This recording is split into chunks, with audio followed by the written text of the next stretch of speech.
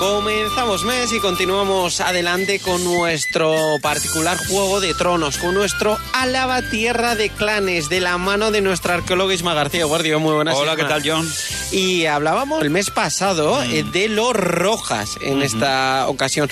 Ya nos anunciabas que nos íbamos a meter con un apellido, los Salazar, un apellido además del que bebemos muchas veces de ese libro que lo ha escrito un Salazar. Exactamente. Lope García de Salazar, el gran cronista del siglo XV, que tenía su torre en San Martín, en el Somorrostro, está el castillo todavía ahí. Bueno, pues este fue el que escribió Las Bienandanzas y Fortunas, que es uno de los libros de los que bebemos constantemente para hablar de todos estos linajes que tratamos en esta sección, en este serial. Oye, un linaje de los Salazar que ocurre un poquito como el de los Rojas. Que a la vez... Sí. Vamos a ver. Bueno, sí que son alaveses, pero de verdad, así, digamos, se le relaciona más con Vizcaya, por eso de que tienen su casa-torre en Muñatones, porque tienen, y todavía se conserva, y fue un gran linaje vizcaíno, pero ya en el siglo XV. Las etapas anteriores, sus raíces están en otros lugares, y uno de esos lugares es Álava, y en Álava, pues también prosperaron y tuvieron bastante relación con nuestro territorio. Fíjate, por ejemplo, que fueron miembros de la cofradía de Arriaga, tuvieron grandes posesiones y territorios en el Valle de Valdegovía. Fundamentalmente todavía se conserva una de sus torres principales, o su torre principal, que es la torre de Nograro. Y luego también incluso en Vitoria tuvieron presencia. Fíjate que Fray Juan de Victoria nos dice lo siguiente, dice: la fortaleza de la iglesia mayor, Santa María, la catedral de Santa María, y portales comarcanos tenían los Salazares, parientes de los Ayalas y de su bando, cuya es Legarda, y fueron las casas de María de Luyando y sus costaneras. Es decir, estos señores tenían una casa-torre y controlaban la fortaleza de lo que hoy día es la Catedral de Santa María, por lo tanto también tenían presencia en Vitoria. Y luego también, como vamos a ver, pues tienen una relación muy destacada con los señores de Ayala y con el linaje de los Ayala y con el linaje de los Salcedo. Me ha llamado la atención cuando preparabas este linaje y me comentabas, ha salido los Reyes Godos. Sí. ¿Qué tienen que ver los Reyes Godos ahora mismo en este Álava Tierra de Clanes y con los Salazar? Claro, como siempre cuando nos vamos a los orígenes de estos linajes y tirando un poco de las bienandanzas y fortunas... Pero te has ido muy lejos. Pues la leyenda dice que el origen de este linaje fue un desembarco de un ejército godo en la localidad de Santoña, allá por el año 740. Cuidado que nos vamos lejos al siglo VIII. Estos visigodos venían del norte de Europa en ayuda de los visigodos, que eran los que reinaban, digamos, aquí en la península y que estaban teniendo problemillas tanto con los astures como con los vascones, como con los propios musulmanes, que entonces era cuando estaban, digamos, entrando desde el sur, ¿no? Y entonces resulta que en una localidad que aún día existe, por Medina de Pomar, en lo que son las merindades en Burgos, en el entorno de Burgos, ahí hay una localidad que se llama Salazar, propiamente, y ahí se ve que se asentó un hijo de uno de estos godos que desembarcaron en Santoña, ¿no? Y al asentarse en Salazar, pues dio lugar a una estirpe a la que se le pierde la pista durante siglos hasta recuperarlo en el siglo XIII, que es donde nosotros vamos a retomar un poco la historia, porque es donde ya hay un poco datos más o menos conocidos, ¿no?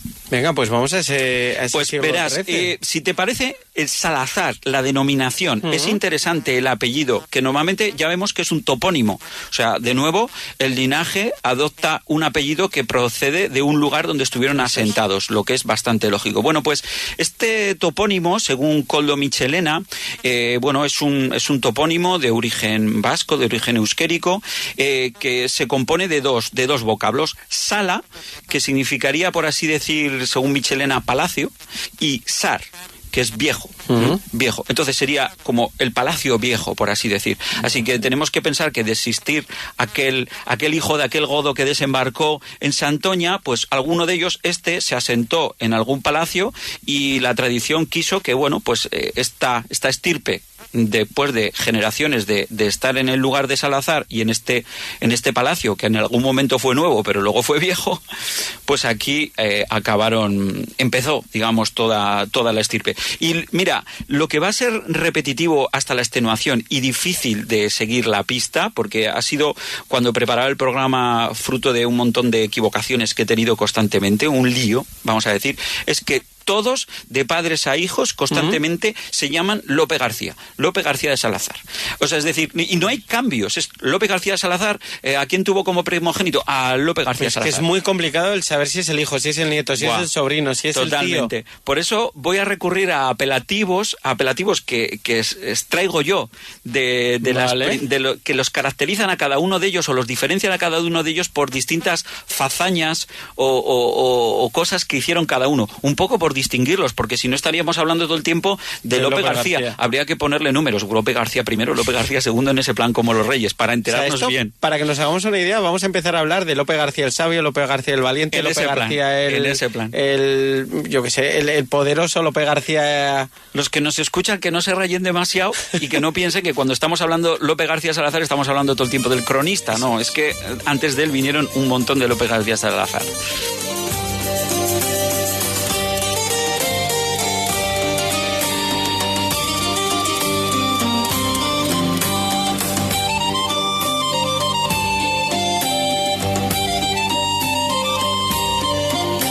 Sabemos de dónde vienen, más o menos sabemos quiénes son los Lope García. Luego haremos esa genealogía en los siguientes puntos. Pero vamos a hablar del escudo, porque el escudo tiene también su controversia. Esta familia tuvo varios escudos. Bueno, pues Lope García de Salazar nos cuenta un poco cuál es la historia y la evolución del escudo que tuvo este linaje, y nos comenta que el escudo original consistía, aquí leo textualmente, en una torre almenada con su cortijo. O sea que el escudo original lo que tenía en el medio es una gran, vamos a decir, casa-torre, pues igual con una empalizada o con una muralla que lo rodeaba por lo bajo. Me llama la atención lo de la torre almenada, sí que es como más de poderío, más común, vamos a decir, que te lo encuentras en los escudos, pero lo del cortijo... Bueno, el cortijo es que al final estamos hablando de un vocabulario del siglo XV. Para nosotros un cortijo es otra cosa. Claro. Aquí tiene todo el sentido de que está hablando de un doble recinto amurallado de un mismo castillo. Yo creo que se refiere a ese sentido. Es que me estaba imaginando unas tablas ahí puestas, lo más parecido al corral. Muchos castillos en aquella época eran de madera o estaban rodeados de empalizadas de madera, así que tampoco sería tan raro. El caso es que, como luego ya vamos a ver, al emparentar esta familia de Salazar con otra familia que son los de la Cerca, que luego ya vamos a ver un poco la historia, incorporaron el escudo de los de la Cerca también a su propia simbología. Y el escudo de los de la Cerca consistía en 4 almenas con pitel blanquecino, dice textualmente. El pitel es que, una almena ya sabemos lo que es, así que 4 almenas ya nos imaginamos que es la parte alta de un castillo, ¿no? Más o menos simbolizada. Pues el pitel es que cada almena, en la Edad Media era muy habitual que cada almena tuviese como una especie de palo o pincho sobresaliente que reforzaba un poco la defensa de una almena, ¿no? Vale. Y era muy característico colorearlo con distintos, colores, valga la redundancia, y en este caso, pues el blanco era el que, simbolizaba a estos de la familia de la Cerca. La leyenda viene propiamente cuando Lope García de Salazar nos cuenta cómo uno de sus antepasados adoptó las armas, vamos a decir, definitivas, el escudo definitivo del que disfrutaron todos los del linaje. Y aquí lo que más nos gusta. Exactamente, la leyenda y la historieta, que es muy divertida. Porque, el chascarrillo. Exactamente. Verás, es difícil de situarlo cronológicamente, el hecho en real, si es que sucedió, porque se nos habla de unos reyes y de unos reyes que a veces, con los datos que se da, a veces se da a entender que pudiésemos estar a principios del siglo XIV con Alfonso XI o antes, con Alfonso X a mediados del siglo o en la segunda mitad del siglo XIII, ¿verdad? Creo, por el contexto, que estamos hablando más bien de los tiempos de Alfonso X, ¿vale? Pues vamos a pensar que es en tiempos de Alfonso X en que este Lope García Salazar, uno de los Lope García Salazar, luego aclararemos quién es quién, tenía 15 años, muy jovencito, estaba en Toledo acompañado de su abuelo, uno de los de la Cerca, Y estando ellos allí, conformando parte de la corte del rey Alfonso X, dice la crónica que se acercó por allí un caballero de Berbería, de Marruecos, de África, vamos a decir, muy corpudo y espantable. Vamos, que el hombre tenía que ser un mostrenco que debía estar bastante cuadrado. Un 2x2. Exactamente.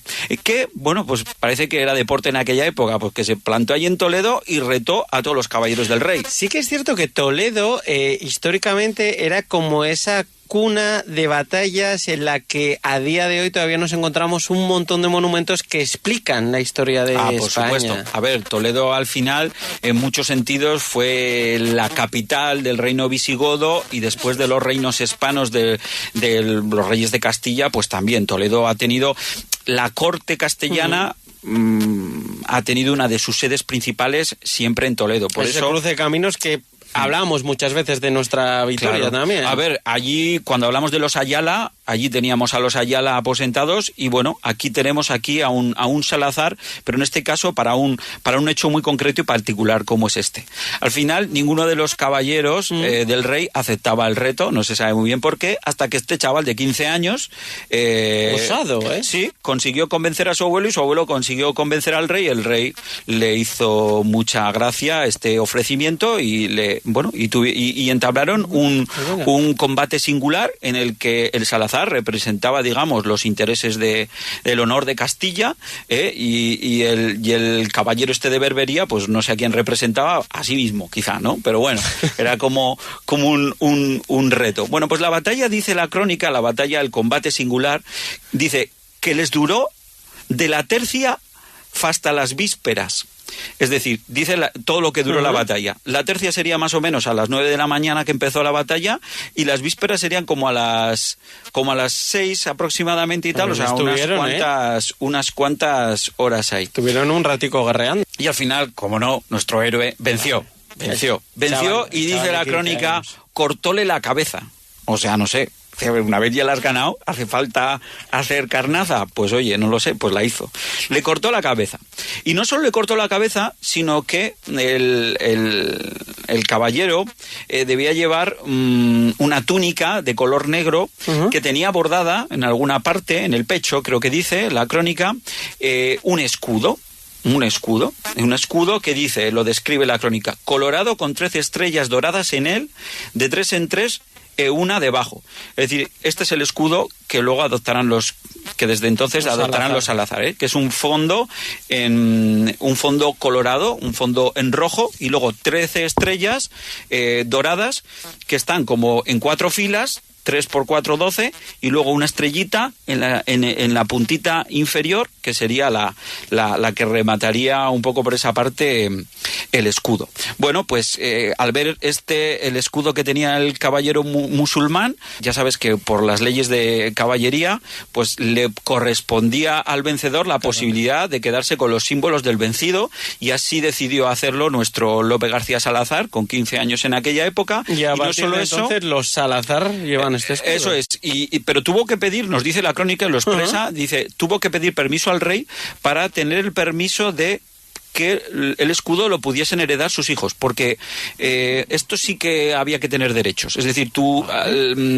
igual no lo hemos tratado en ningún otro programa, pero el escudo no se heredaba por defecto. Tenías que tener una patente real, un permiso real para poder que el escudo pasase de padres a hijos. Y fíjate, esta es la historia de cómo consiguieron este escudo los Salazar y sustituyeron aquel antiguo castillo y aquellas antiguas almenas que eran la simbología que tenían hasta entonces. Y con este nuevo escudo, Isma, ¿por dónde se expandieron? ¿Por dónde crecieron estos Salazar? Bueno, pues la verdad, luego vamos a tratar un poco la genealogía, que los territorios en los que han estado diseminados el linaje han sido bastante amplios. Para empezar, un primer entorno, el entorno, vamos a decir, originario, es el de las merindades de Burgos, es el entorno de Medina de Pomar. Salazar, la localidad Salazar está, por así decir, al noroeste de Medina de Pomar. Luego se incorporaron el solar de los señores de la Cerca, que también está en Merindades, pero en vez del noroeste está al noreste de Medina de Pomar, más o menos.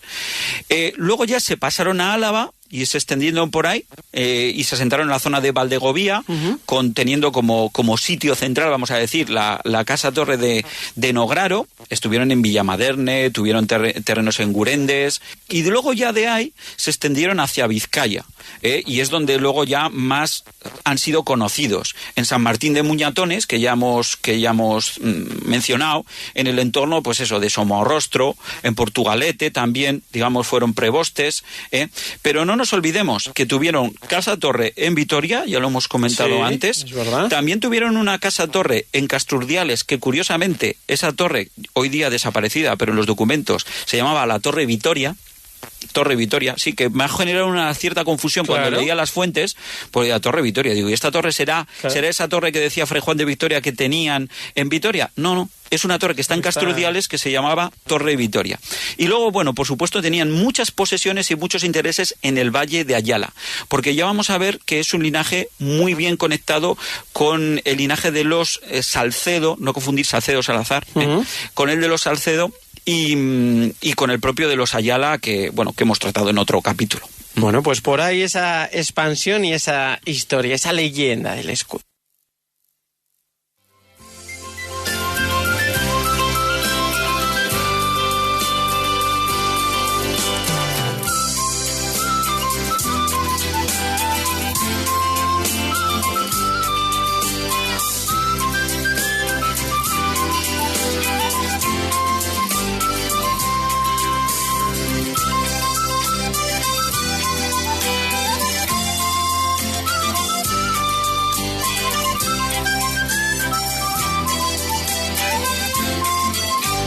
Y le estamos dando también, Isma, a nosotros muchas vueltas, pero nos vamos a meter en harina. A ver, vamos a meternos en esa genealogía, en ese Lope de Salazar, esos sobrenombres que hay que ponerles para poder distinguirles en la propia historia. Totalmente.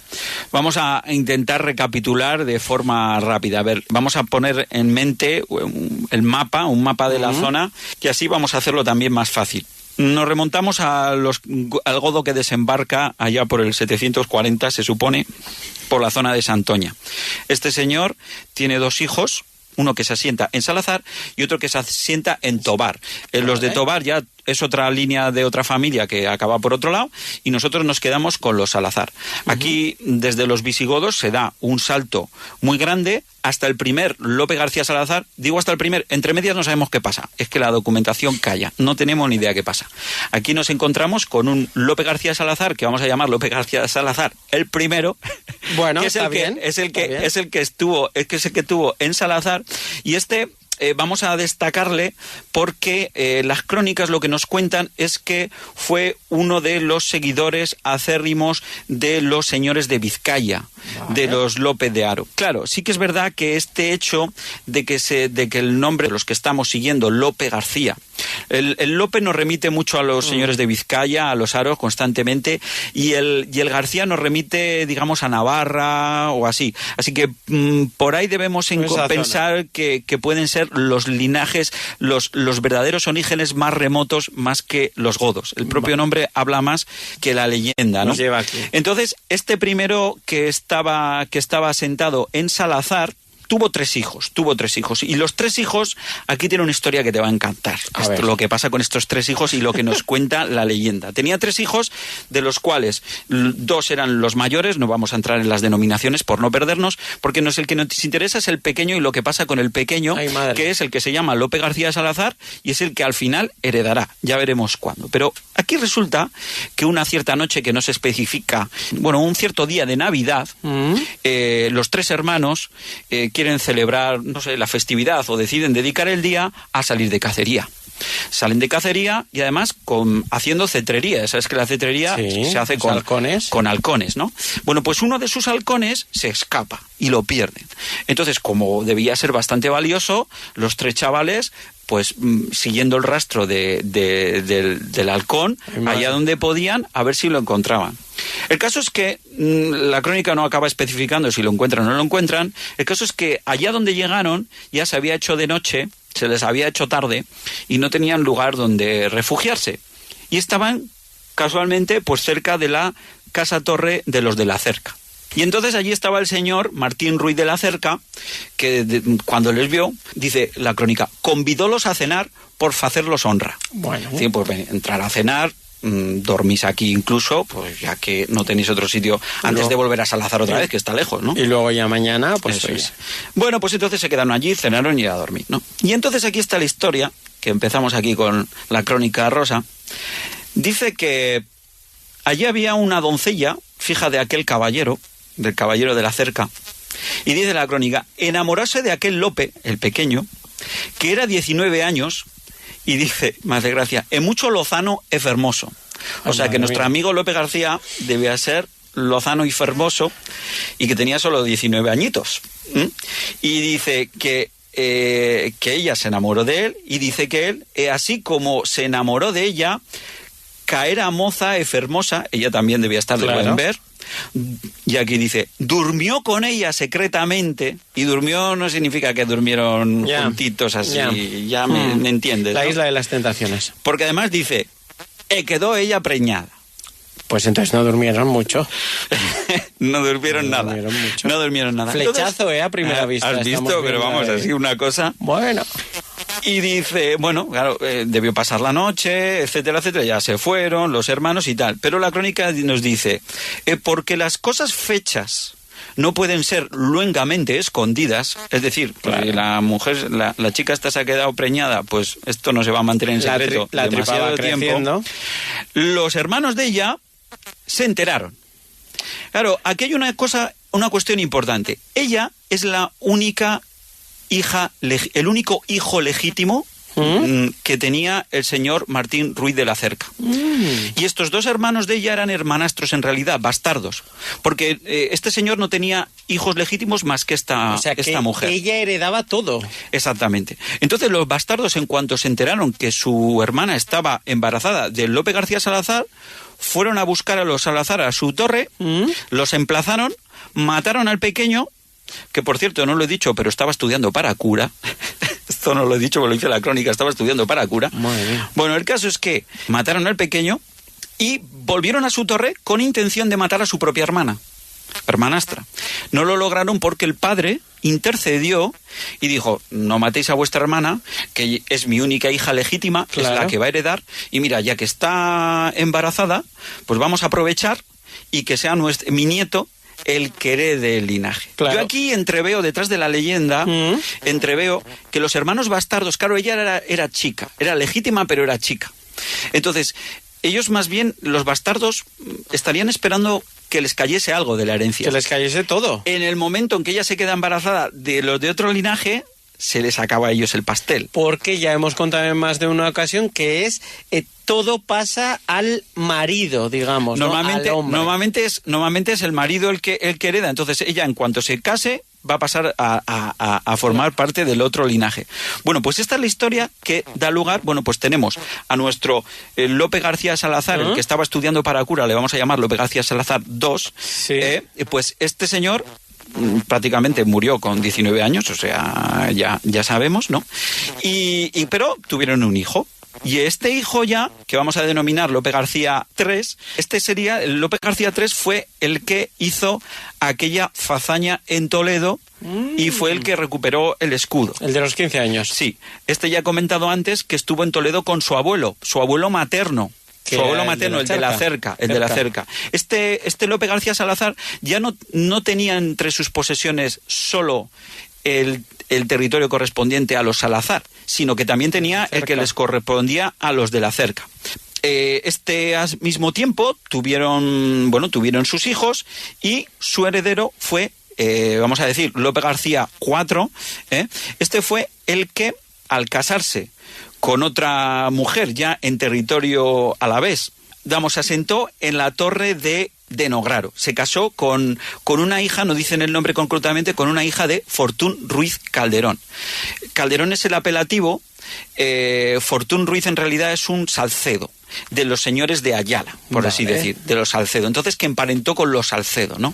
Y a partir de entonces, a partir de este momento de cuando se asienta la familia en Nograro con este Lope García de Salazar, cuarto, vamos a decir, como que ya el linaje se desentiende un poco de sus antiguas posesiones. No es que las pierdan, pero digamos el centro empieza a ser Nograro. Y el apellido Salazar dentro de este linaje empieza a ocupar un segundo lugar, ya no es el principal lugar, porque el linaje de Salazar, que es de donde viene ella, que ella además es la que proporciona la torre de Nograro, este es como mucho más importante y es el que va a dar lustre, digamos, al estirpe a partir de entonces, ¿no? Hay que decir que este Lope García IV es conocido en la historia por haber sido prestamero de Vizcaya. Aunque tenía su torre en Álava, su oficio, vamos a decir, lo ejercía en Vizcaya, en el sentido que era el que tenía el cometido por parte del rey de vigilar todo lo que pasaba en ese territorio. Y bueno, y aquí ya vamos terminando. De aquí sale una rama que es pero por parte bastarda, que es la que acaba en Somorrostro, en San Martín de Muñatones, que no vamos a entrar mucho porque eso ya es en Vizcaya, igual nos interesa un poco menos, queremos centrarnos en territorio alavés, pero esa rama es, por así decir, hoy día la famosa, porque se conserva la Casa Torre en San Martín de Muñatones, muy recomendable de ir a verla. de visitar. Muy recomendable de ir a verla. Y luego a nosotros lo que nos interesa más son los que se quedan en Nograro. Y aquí, si te parece, porque esto sería meternos en mucho jaleo, pero por lo menos sí que mencionarlo, aquí sucede con los Salcedo, que en un momento de estos son señores de Ayala, como he dicho antes. De repente en el señorío de Ayala hay, a principios del siglo XIV, como de repente una crisis sucesoria. Los señores de Ayala habían tenido siempre el apellido Salcedo hasta ese momento, y a partir, cuando muere el primogénito, Juan Sánchez de Salcedo, todos los linajes de la zona se ponen la cresta y empiezan a combatir los unos con otros, cada uno defendiendo los derechos que les corresponden para ser ellos los herederos del señorío de Ayala.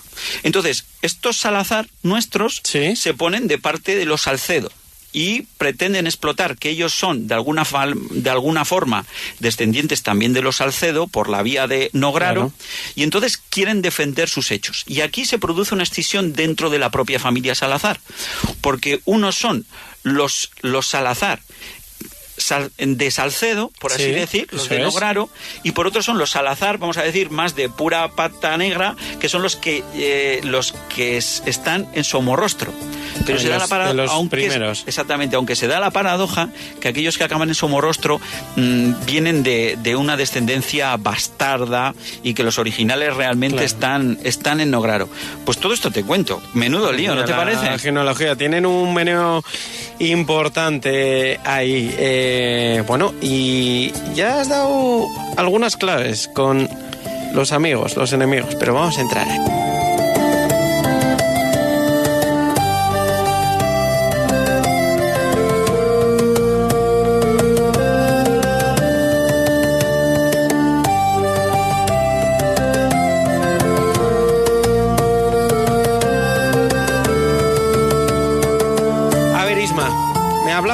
De los Ayala, me hablabas de los Salcedo. Estos yo tengo claro que eran amiguis. Sí, eso es. Incluso amiguis y prácticamente pertenecían a la misma estirpe. Entonces, si tenemos que hacer este cuadro de amigos, enemigos del linaje de Salazar, entre los amigos, por supuesto, tenemos que colocar al linaje de Salcedo, que eran señores de Ayala, al propio linaje de los Ayala, que ya nos decía Fray Juan de Victoria que en sus posesiones de Vitoria, en sus casas torre, de hecho los Salazar pertenecían al bando de Ayala, aquí en Vitoria. También aliados era la familia de Murga, con su casa torre en Murga, en la zona del Valle de Ayala, cerca de Amurrio, y otras familias. Otáñez, los de la Cerca, por supuesto, los Calderón también, etcétera. Todos que habían emparentado a través de las mujeres. Efectivamente, esto es importante, destacar el papel de las mujeres, aunque de algún modo vamos a decir que por parte de los Lope García Salazar las mujeres son constantemente ninguneadas y maltratadas. Solo son como hijas de, de o mujeres de, muy pocas veces se las cita por su nombre, no sabemos sus nombres, sabemos a qué familia pertenecían. Y sin embargo este linaje evolucionó gracias a ellas. Exactamente, porque fue gracias a ellas que les fueron llegando las posesiones, claro, vamos a decir, a cuentagotas, ¿no? Es decir, pasaron de Salazar a tener las posesiones en la cerca gracias a un matrimonio, luego en Nograro también fue gracias a otro matrimonio con un Salcedo, y por último Muñatones, no lo hemos dicho, pero acaban en Muñatones también porque hay una señora que es la que hereda esa Martín de Muñatones, y por un matrimonio con uno de estos Lope García de Salazar, en este caso bastardo, pues también consiguen prosperar en la zona de Vizcaya. Entonces las mujeres aquí tienen un papel protagónico. Pero digo que las trataban mal porque, fíjate, dicen de uno de nuestros Lope García de Salazar, de los últimos, de los del siglo XIV, que era, dice, en fin, no voy a poner el apelativo, sí, lo pones tú, dice: Eobo, Lope García de Salazar, 120 hijos e hijas bastardos. Atención, y dice que había gracia de empreñar a toda mujer moza. Esto es muy descriptivo. Lope García de Salazar, fenómeno, madre mía. No perdía oportunidad en cuanto se cruzaba con una, que cuidado si estabas por ahí cerca, que te tocaba. Entonces, claro, entre toda esta descendencia, claro, pero ahí voy, ¿no? Que las mujeres dentro de este linaje tienen un papel claramente protagonista, pero desde el punto de vista al menos del cronista o desde el punto de vista de la línea masculina, pues como que no se les da la importancia o relevancia que sin embargo les correspondería. Efectivamente. ¿Y si hablamos de los enemigos de este linaje? Pues entre los enemigos, por supuesto, ahí tenemos en la zona en el entorno de Valdegovía, hay que destacar a la familia de los Angulo y los Quincoces, que no es una familia tan conocida, quizás lo tratamos en un futuro, no lo sé. Una que hemos tratado justo hace un par de meses, los Velasco, estos fueron fuertes enemigos, los Marroquines, pero ya en Vizcaya, y bueno, otros apellidos como los Agüero, los Mendieta en el Valle de Ayala, o los Zárate, que también nos pueden sonar un poco más, porque estos sí que son linajes alaveses. Claro, la última etapa de este linaje, por cerrar un poco si te parece, un poco el relato de esta familia, pues obviamente el remate tenemos que ir de nuevo a San Martín, a Somorrostro, a San Martín de Muñatones, a Portugalete y a todo ese entorno. En Portugalete también hay otra casa torre, museo por otra parte, que es muy recomendable y visitable, que también nos habla un poco de la historia de esta familia. Lope García de Salazar, el cronista, escribió su crónica estando encerrado en una de esas torres, y aparte enfrentado con su propio hijo, que era el que le había encerrado. Entonces, igual alguien se puede preguntar, y con esta idea yo creo que se puede terminar bien, es ¿por qué de repente estamos en Nograro y por qué, bajamos hacia la costa, hacia la Vizcaína? Bueno, pues que es que esta familia, y eso está también bastante documentado, tiene intereses comerciales bastante importantes. Sus torres están colocadas siempre en lugares de rutas comerciales importantes, pero en especial estos Salazar eran propietarios de minas de hierro, hay que especificar, de ferrerías, es decir, de instalaciones donde se procesaba ese hierro. Y luego, con sus conexiones en Castrurdiales, en Portugalete y en ciertas localidades portuarias, lo que tenían un acceso privilegiado al comercio con Inglaterra, con los Países Bajos y con Francia. ¿Con qué comerciaban? Con este hierro, que era de lo que se lucraban. Entonces esta conexión, vamos a decir, alaveso-vizcaína, de los Lope García de Salazar, tiene que ver con este comercio del hierro, que solo ello es uno de los ejes importantes para hablar de nuestra historia en la Edad Media. Esa ruta comercial fue muy, muy potente. La siguiente familia... Lazcano. Bueno, con eso nos vamos a quedar. Isma García, un abrazo enorme. Estamos, agur.